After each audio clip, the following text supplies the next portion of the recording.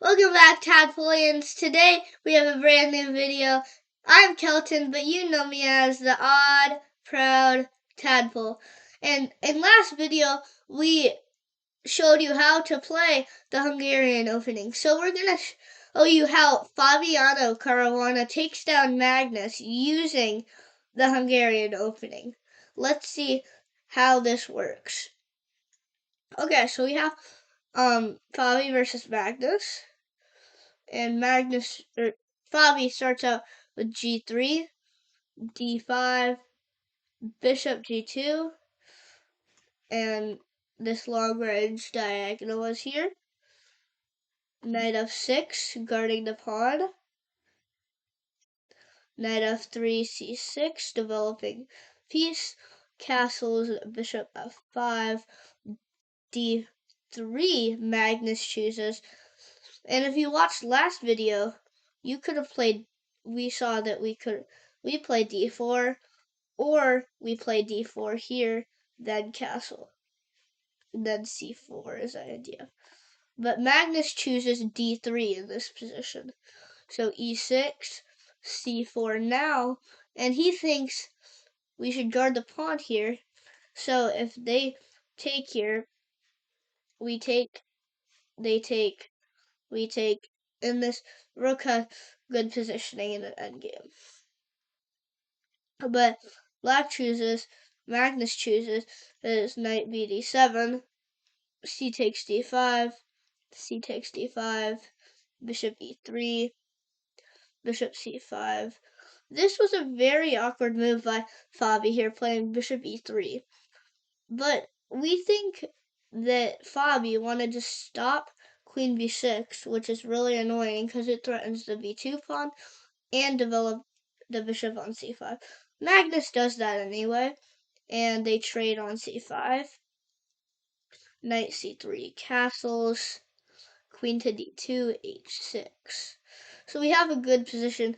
Both players have now developed all of their pieces, and rook fc1, rook c8, b4, knight cd7. And here, Black has put the rook on the file too, and White has two. So we have stare off if we clear out the knight here. And Fabi play a4.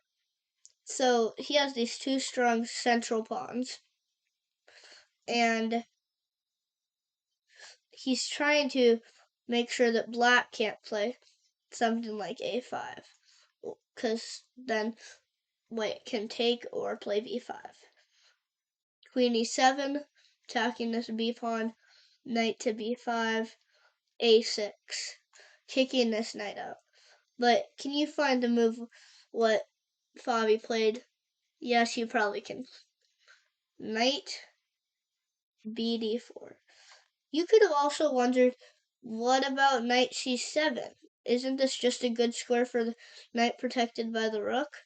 But actually, Black just has queen d6, and now it isn't looking so great for White unless he plays queen c3, then something like, let's say e5, d4. It isn't looking great for White. So Fabi chose knight bd4, bishop g6, knight b3, e5 is that strong central push. White cannot allow e4, so attacking the knight. So Fabi plays knight h4, threatening to hit the bishop. So let's say if Magnus chose e4, Fabi would have captured the bishop, and then probably taking the pawn. And if they take back with the d pawn, then you can play knight to c5 and have a good square for the knight. Actually, probably a better move here would be knight d4. The open square on e6, queen a2 is a potential idea. And if knight takes, then you can eliminate that knight. Say queen takes e4. Then you can play knight c5, and this actually looks pretty promising. So Magnus chooses bishop h7 and says, I'm not giving away my bishop. And Fabi plays bishop h3. He's trying to target this f7 square. And Magnus plays d4, interestingly. We all thought he was going to play e4. But then d4, he saw. And then it's not a very great push, as we just blocked the bishop. So he plays d4, knight f3, rook takes c1, rook takes c1, knight b6, a5, knight b d5, rook c5, rook d8, knight a1. And you're like, what is this? He's just putting the knight in the corner. Well, he's actually probably trying to do something pretty smart. Knight c2, knight a3, knight c4 is probably his plan. Now black plays e4, knight takes d4, e takes d3, e takes d3. And you might have said, did Magnus just blunder a pawn? No. You forgot about bishop takes d3, which Magnus says this is going to be good. Let's see if it is. Queen takes d3, knight takes b4, queen c3, knight e4, knight f5. Very tactical position we can see. As if Magnus captures the queen, then Fabio will take the queen back. And then we can see here, we're just up a whole piece, and this is no competition. So Magnus plays queen f8, and you could have said, what? Let's see if you can find the checkmate here. Queen takes g7. So that's not an option. Queen f8, you have to stop this. And so queen takes b4, knight takes c5, knight c2. So now Fabi has two pieces for the knight and rook. Let's see how he compensates.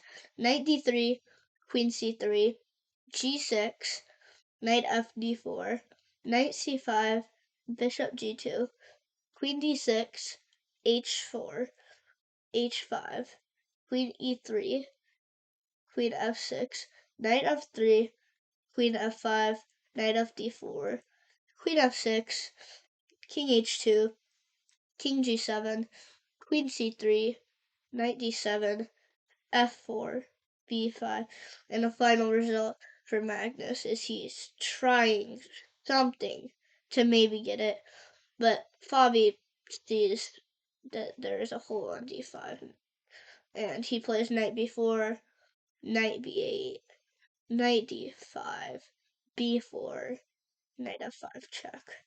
What a play by Fabi, as he sees that he could take here, but it doesn't look great, just to end the game type move.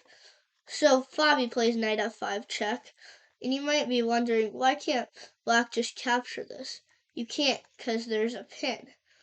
And you can't capture the queen either, because it's check from the knight with the queen either. So you would have to play here, but then Fabi would just play queen takes f6, let's say king h7, take the rook even. It doesn't really matter. This is in shatters for Magnus, and we can see that Fabiano Caruana defeated Magnus Carlsen with the Hungarian Opening.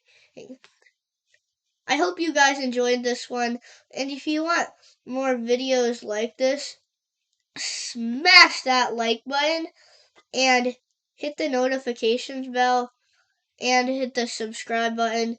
I mean, you gotta subscribe to that cute little frog if you know what I'm saying.